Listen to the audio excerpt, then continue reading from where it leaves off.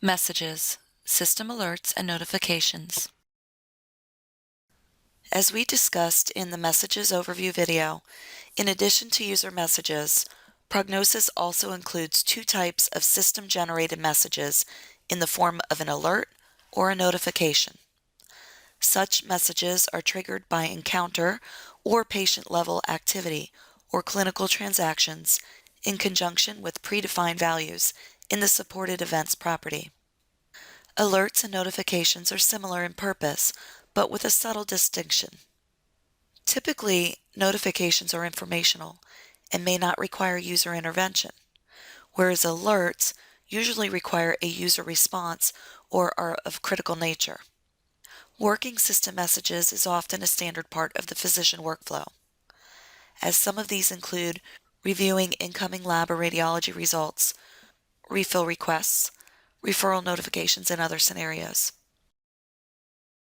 In this video, you will learn how to define active supported events and work alerts and notifications.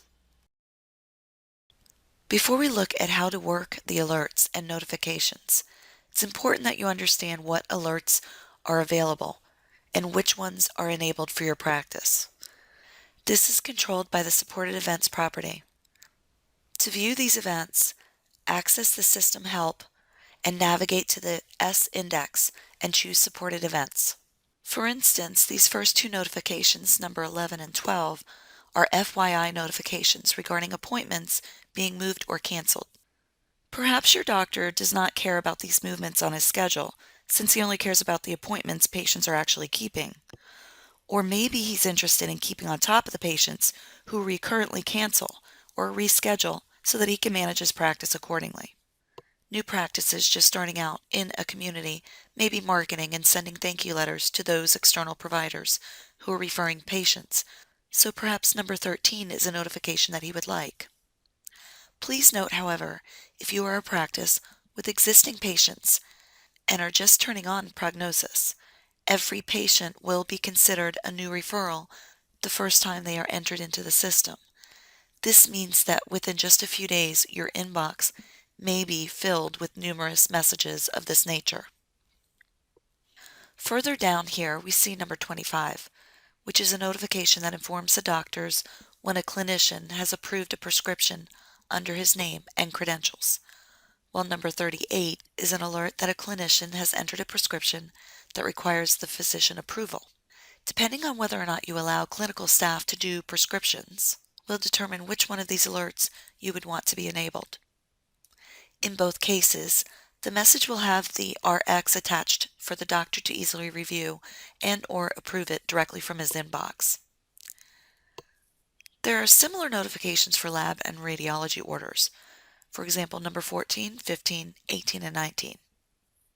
We also see a little further down here that there are alerts with regards to results when they are posted, and you can choose whether you get notified on normal or abnormal results, or both.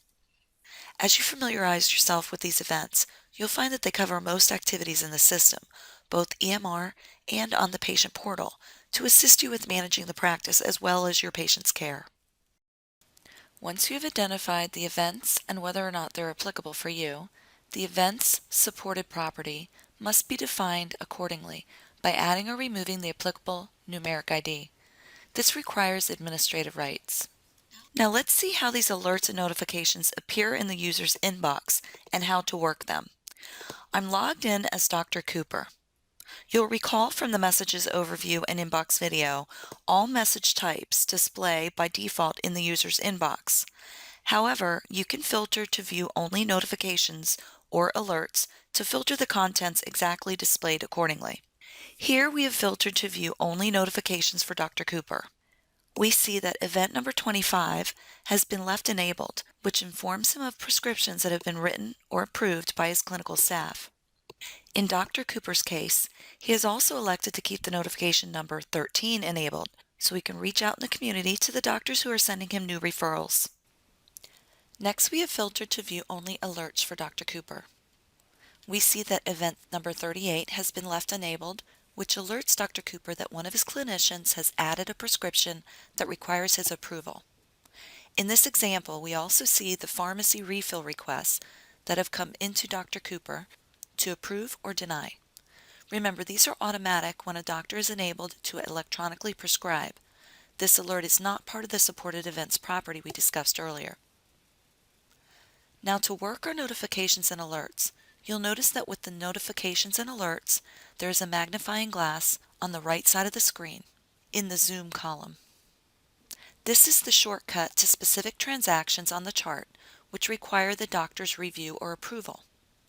So whether it's a notification he wants to simply review or an alert which he must actually approve, for each of these events, the doctor will simply click on the magnifying glass icon, which will invoke the applicable screen. For instance, Pasha Kovalov is a notification that my clinician has approved this prescription.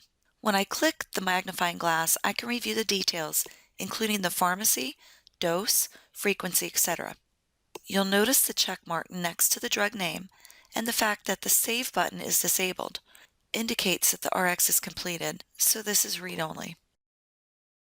Next, when we look at Annalise Keating, there's a subtle difference because this one is an alert. With Annalise, my clinician has simply entered the details, but when I click the magnifying glass, I must approve the prescription because I have not given my clinical staff approval rights. Visibly, we can see this is due to the absence of the check mark next to the drug name, and because the Save button is enabled. Whether the event is regarding a prescription, a lab or radiology order, or a referral, they all work the same way, namely by clicking the magnifying glass. The only difference is the screen that is invoked and whether or not the action is taken. We just saw the prescription screen in these two examples. Sometimes it will open the demographic screen or the lab or radiology result. You can see some of those other examples in various other videos here in the Resource Center. Beyond reviewing the notification and taking the appropriate action for an alert, supported events messages are the same as any other system message. They are subject to the same workflow and properties with regards to saving, deleting, or marking one as unread. Supported events messages can be forwarded to other users, but of course there's no actual sender, so there's no option to reply. One difference with such system messages from user messages, however, is that they do not get saved in the patient's document list, unless of course you forward it to another user and indicate to add it to patient medical records. Let's review. In this video, we defined active supported events, and we learned how to work alerts and notifications in your inbox. That concludes this video within the series. Please click the appropriate link below for your next step. If you'd like to take a quiz, you'll receive your results in real time directly on the screen so that you can see how well you've done. If you answer incorrectly, the system will prompt you with the correct response. In addition, a confidential email will be sent to the education team to help us better serve you with our educational offerings.